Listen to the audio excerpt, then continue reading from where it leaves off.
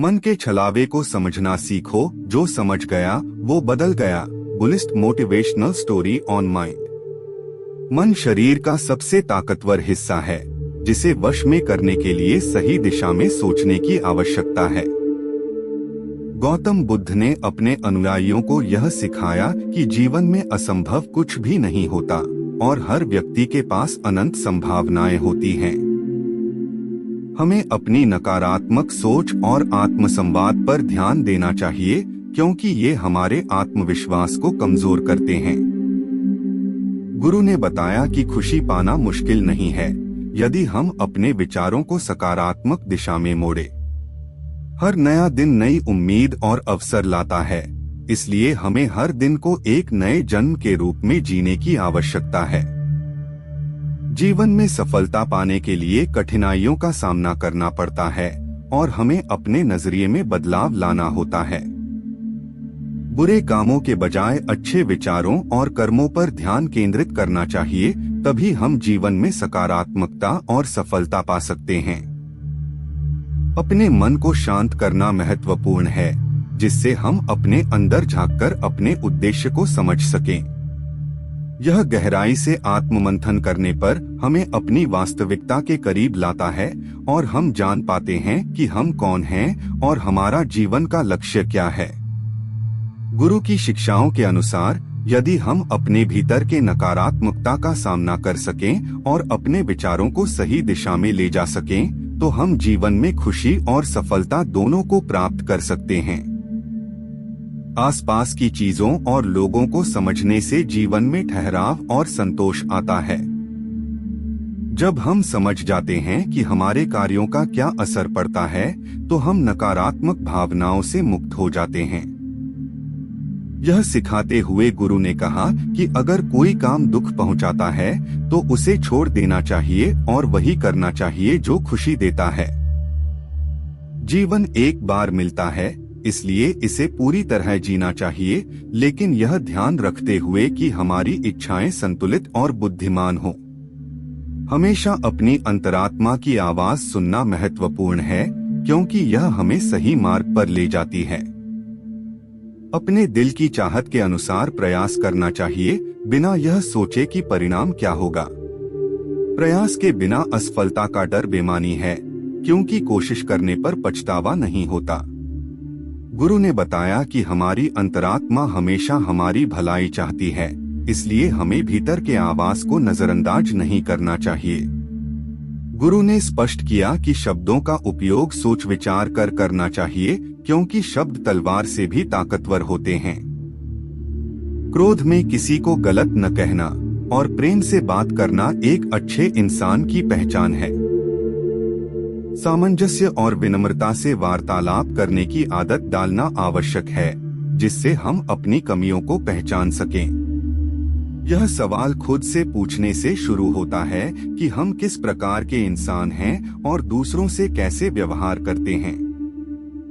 प्रेम की महानता को समझते हुए गुरु ने कहा कि प्रेम जिंदगियों को बनाता है, लेकिन इसे सही तरीके से समझना चाहिए। दिल में प्रेम और करुणा होनी चाहिए, क्योंकि ये नकारात्मकता को दूर रखती हैं।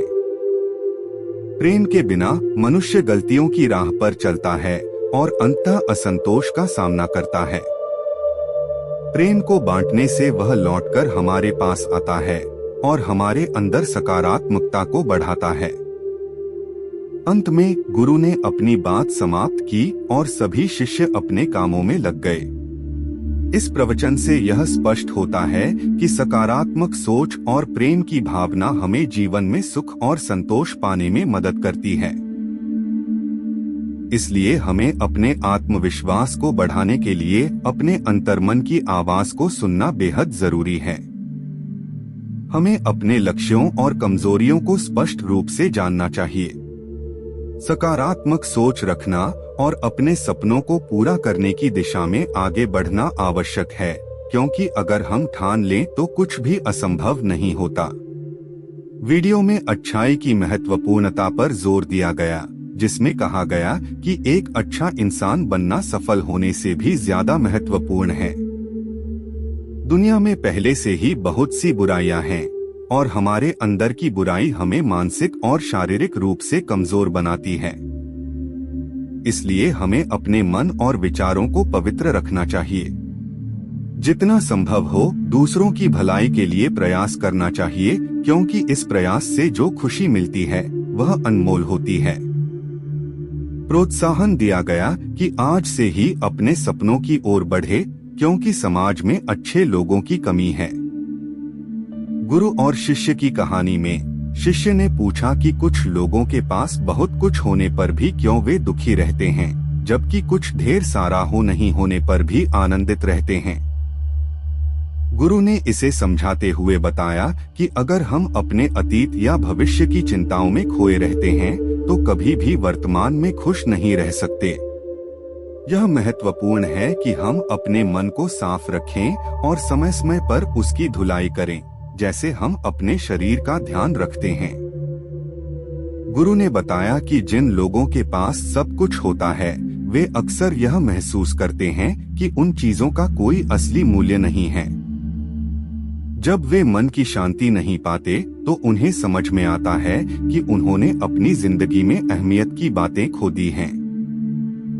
वहीं जिनके पास कुछ नहीं होता उनकी आत्मा में इच्छा और उम्मीद होती है जो उन्हें आगे बढ़ाती है।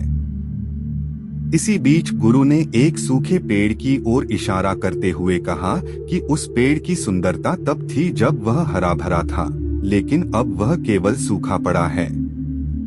गुरु ने शिष्य को समझाया कि मनुष्य अक्सर अपने जीवन की दौड़ में यह भूल जाता है कि अंततः उसे मृत्यु का सामना करना है।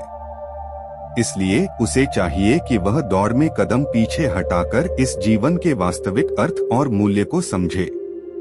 इस तरह की समझ और ध्यान से इंसान अपने जीवन में सच्चे सुख और संतोष को पा सकता है। अपने विचारों और भावनाओं को खुलकर व्यक्त करते हैं, जिससे उनके मन का बोझ हल्का हो जाता है। गुरु ने समझाया कि अपने मन की सफाई करना एक आवश्यक प्रक्रिया है जो कि हर इंसान को अपने जीवन में करना चाहिए। जैसे शरीर की सफाई आवश्यक है, वैसे ही मानसिक सफाई भी जरूरी है। एक व्यक्ति जो अपने अनुभवों को बांध कर रखता है वह जीवन में तनाव और संघर्ष का सामना करता है। गुरु ने शिष्य को बताया कि जब भी हम किसी घटना को अपने मन में बसा लेते हैं तो वह हमारे मन और मस्तिष्क को प्रभावित करती है।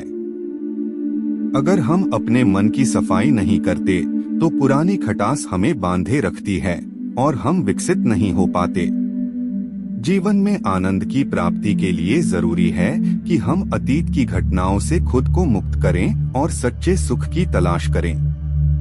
शिष्य ने फिर से सवाल किया कि अगर कोई व्यक्ति बुरी घटनाओं का सामना करता है तो क्या वह उन्हें पूरी तरह से भुला सकता है?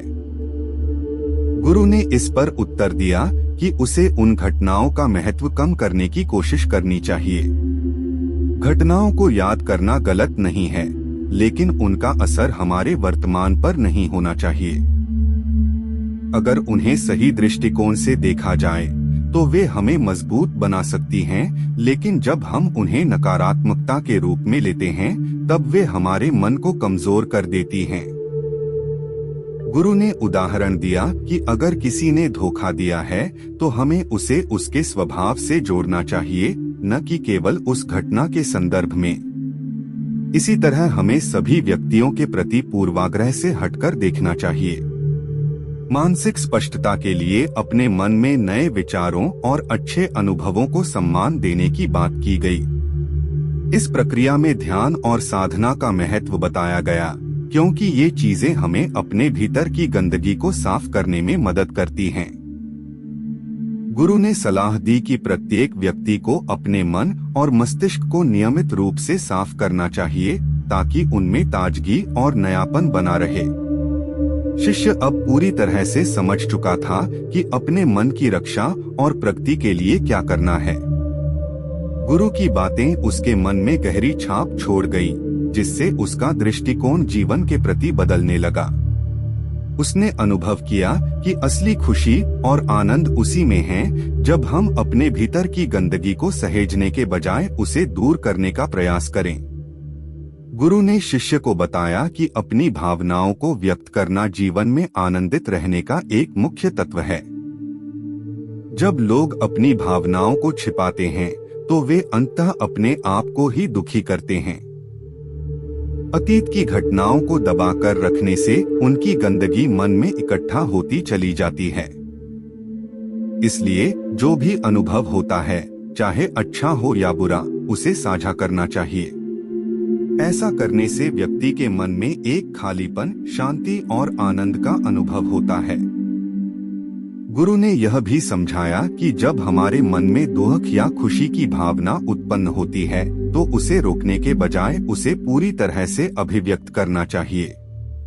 जैसे तेज पानी अपनी रुकावटें खुद तोड़ देता है, वैसे ही हमें भी अपनी भावनाओं को स्वतंत्र रूप से बहने देना चाहिए। इससे मन की गंदगी बाहर निकल जाएगी और एक नई शुरुआत का मार्ग प्रशस्त होगा। जब शिष्य ने पूछा कि दूसरों को अपनी भावनाएं बताने में डर क्यों आता है, तो गुरु ने बताया कि यह डर अक्सर लोगों के विचारों से जुड़ा होता है। लोग चिंतित रहते हैं कि सामने वाला उनके बारे में क्या सोचेगा, जो कि उनकी मानसिक स्थिति को कमजोर करता है। यदि कोई हिम्मत करके अपनी भावनाओं को साझा करता है तो उसका जीवन बहुत हद तक बदल सकता है। गुरु ने सुझाव दिया कि जीवन में एक ऐसा व्यक्ति ढूंढें जिसके सामने आप अपनी सभी भावनाओं को व्यक्त कर सकें और 21 दिन तक इस अभ्यास को जारी रखें। यह अभ्यास आपके आत्मविश्वास को बढ़ाएगा और आपके मन से डर को खत्म करेगा। जब आप बिना किसी परिणाम की चिंता किए अपनी बातें रख सकेंगे तो आपकी मानसिक स्थिति को मजबूती मिलेगी। शिष्य को यह भी सिखाया गया कि अपने मन की भावनाओं को समझने का एक तरीका यह है कि आप दूसरों के साथ हुई घटनाओं के बारे में खुलकर बताएं। इससे आपको अपने मनौन प्रतिक्रियाओं की समझ भी मिलेगी। गुरु ने यह भी जोड़ा कि योग निद्रा का अभ्यास भी मन को खाली और संतुलित रखने में मददगार है। ऐसा करने से व्यक्ति दिमागी तनाव को कम कर सकता है और अपनी विचारों के प्रवाह को साकार करके अपनी मानसिक स्थिति को सुदृढ़ बना सकता है। शिष्य अब समझ चुका था कि अपने मन के छलावे को पहचानने और अपने भीतर की भावनाओं को व्यक्त करने में ही जीवन की सच्ची खुशियां छुपी हैं। गुरु ने शिष्य को बताया कि प्राचीन समय में संत मुनियों ने ऐसे उपाय खोजे थे जिनकी मदद से वे लंबे समय तक बीमारियों से मुक्त रह सकते थे। इनमें से एक प्रमुख नियम सूर्यास्त से पहले भोजन करने का था। चरक संहिता के अनुसार मानव शरीर में जठराग्नि होती है जो पाचन क्रिया को नियंत्रित करती है। जब सूर्यास्त के बाद भोजन किया जाता है तो यह जठराग्नि सक्रिय नहीं रहती, जिससे पाचन के लिए दिक्कतें उत्पन्न होती हैं और समय के साथ कई बीमारियां पैदा हो जाती हैं। गुरु ने स्पष्ट किया कि जब जठराग्नि ठीक से काम नहीं करती तो प्राण शक्ति को अपना कार्य करने में कठिनाई होती है। यह प्राण शक्ति शरीर की मरम्मत करने और रोगों को ठीक करने में महत्वपूर्ण भूमिका निभाती है। यदि व्यक्ति सूर्यास्त से पहले भोजन करता है तो उसका पाचन बेहतर होता है और शरीर की मरम्मत का कार्य रात के समय में प्रभावी तरीके से हो पाता है। जब शिष्य ने खाने के समय के बारे में पूछा तो गुरु ने समझाया कि अगर कोई रात का खाना 6 से 7 बजे के बीच खाता है तो उनके शरीर को भोजन को पचाने के लिए पर्याप्त समय मिल जाता है। इसके बाद रात को सोते समय शरीर अपनी ऊर्जा का उपयोग रोगों को ठीक करने में करता है। गुरु ने अर्ध उपवास की अवधारणा भी समझाई जो शरीर को डिटॉक्सिफाई करने में सहायक है। इस प्रक्रिया में यदि कोई 12 से 16 घंटे का उपवास करता है तो शरीर अपनी कोशिकाओं में के बैक्टीरिया का उपयोग करता है, जिससे कोशिकाओं का शुद्धिकरण होता है। केवल 21 दिनों के इस अभ्यास से व्यक्ति की त्वचा में निखार, गहरी नींद और मानसिक तनाव में कमी देखने को मिलती है। गुरु ने बताया कि कई लोग उपवास करते समय कमजोरी महसूस करने का डर रखते हैं, लेकिन वास्तव में यह अभ्यास उन्हें ताकतवर बनाता है और शरीर की मांसपेशियों को बनाए रखता है। इसके साथ ही जो लोग अपने काम के कारण रात में देर से खाना खाते हैं, उनके लिए भी उपाय बताए गए। यदि कभी भूख लगे तो नारियल पानी या कॉफी का सेवन किया जा सकता है, जो शरीर को हाइड्रेटेड रखता है और डिटॉक्स प्रक्रिया को तेज करता है। शिष्य ने इस ज्ञान को आत्मसात करते हुए अपने जीवन में इन नियमों को अपनाने की ठान ली। गुरु ने बताया कि जिन लोगों का वजन अधिक है और वे इसे घटाना चाहते हैं, उन्हें ठंडे पानी में नींबू का रस न डालकर हल्के गर्म पानी में नींबू का रस डालकर पीना चाहिए। इससे वजन जल्दी कम होता है।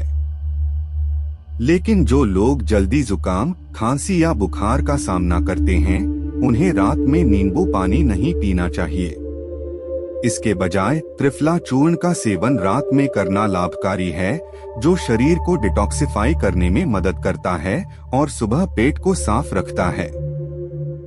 शुगर या डायबिटीज के रोगियों के लिए अर्ध उपवास के बाद सुबह का पहला भोजन करते समय हल्के गर्म पानी में एप्पल साइडर विनेगर, दालचीनी और नींबू का रस मिलाकर पीने से लाभ होता है। इससे उनके शुगर लेवल में सुधार होता है। हृदय की समस्याओं से ग्रस्त लोग सुबह के नाश्ते में घी या कद्दू के जूस का सेवन करके लाभ उठा सकते हैं, जो न केवल उनके हृदय के लिए बल्कि शरीर के समुचित कार्य करने में भी सहायक होता है। जिन्हें पाचन में कठिनाई होती है, उन्हें अजवाइन और जीरे के पानी का सेवन करना चाहिए, जो उनके पाचन तंत्र को सुधारने में मदद करेगा। कुछ लोग उपवास के दौरान भूख को नियंत्रित करने के लिए गर्म पानी में शहद मिला सकते हैं, जो उन्हें अच्छे परिणाम देने में सहायक होता है। गुरु ने यह भी बताया कि केवल हफ्ते में 2 दिन उपवास करने से तात्कालिक परिणाम मिल सकते हैं, लेकिन ये स्थायी नहीं होते। इसके बजाय अर्ध उपवास धीरे धीरे स्थायी परिणाम देता है और इसे छोड़ने के बाद भी लाभ रहता है। हालांकि सभी लोग अर्ध उपवास नहीं कर सकते, जैसे कि खिलाड़ी और बच्चे जिन्हें नियमित आहार की आवश्यकता होती है। गुरु ने भविष्य में स्वास्थ्य समस्याओं से बचने के लिए अर्ध उपवास के लाभों पर जोर दिया। उन्होंने बताया कि पुराने समय में खाना मिट्टी के बर्तनों में पकाया जाता था, जहां वायु, प्रकाश, अग्नि और मिट्टी का गुण होता था। आजकल के व्यस्त जीवन में यह संभव नहीं है, लेकिन अर्ध उपवास अपनाकर हम अपने शरीर को लाभ पहुंचा सकते हैं। उन्होंने आग्रह किया कि यदि किसी को इस संदेश से लाभ पहुंचा हो तो वे इसे दूसरों के साथ साझा करें। दी गई जानकारी आपको कैसी लगी कमेंट करके हमें जरूर बताएं। धार्मिक सुविचार यूट्यूब चैनल को शेयर, सब्सक्राइब, लाइक करना ना भूले। नमो बुद्धाय। धन्यवाद।